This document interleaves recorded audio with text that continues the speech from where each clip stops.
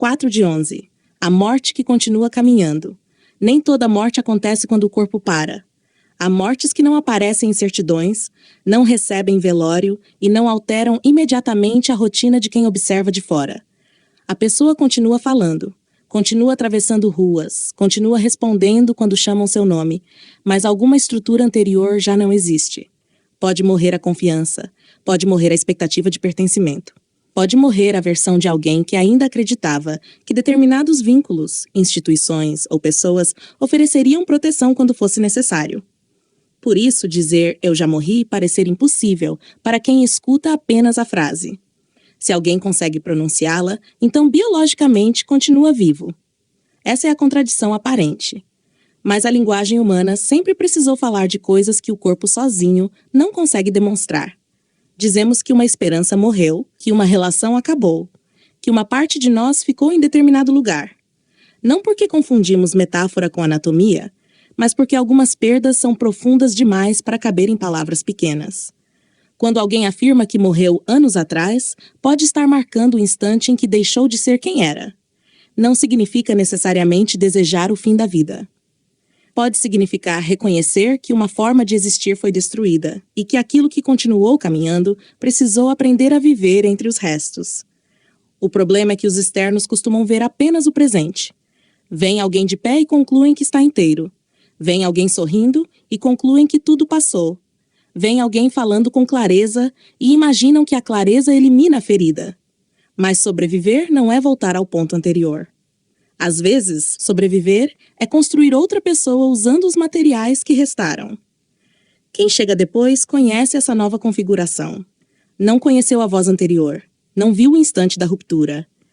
Talvez nem compreenda porque certas palavras carregam tanto peso. É como entrar no último capítulo de uma história e julgar a personagem sem ter acompanhado o caminho que a trouxe até ali. O que parece exagero pode ser consequência. O que parece frieza pode ser limite. O que parece isolamento pode ser a última forma possível de preservar alguma dignidade. Depois de certas mortes simbólicas, a pessoa pode continuar convivendo, mas já não oferece o mesmo acesso. Mantém a civilidade.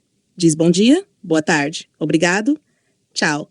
Não porque deixou de possuir humanidade, mas porque aprendeu que intimidade sem responsabilidade pode tornar-se outra forma de exposição.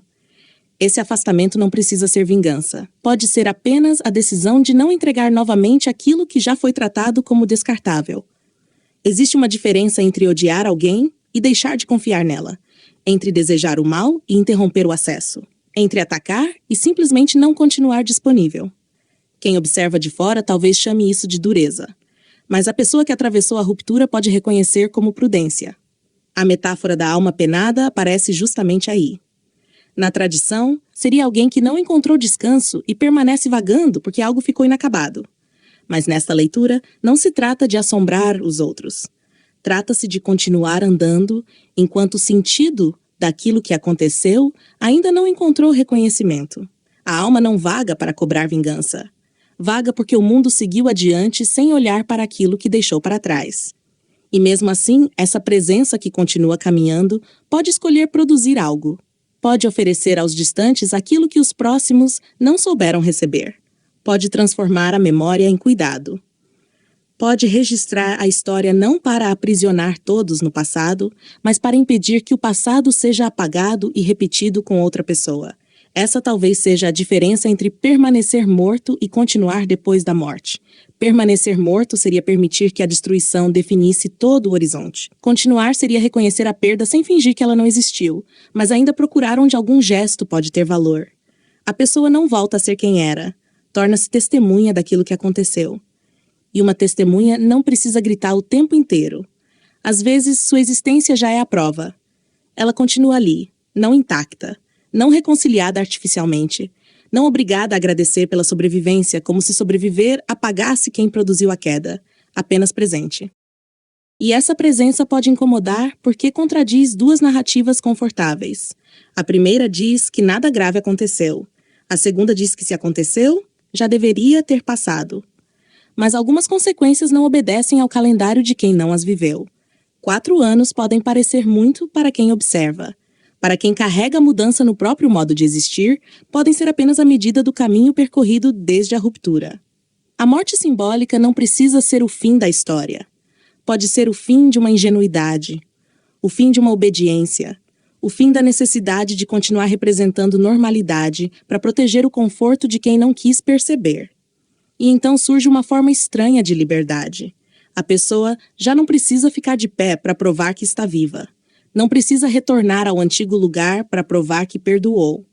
Não precisa oferecer acesso para demonstrar bondade. Pode sentar-se no chão.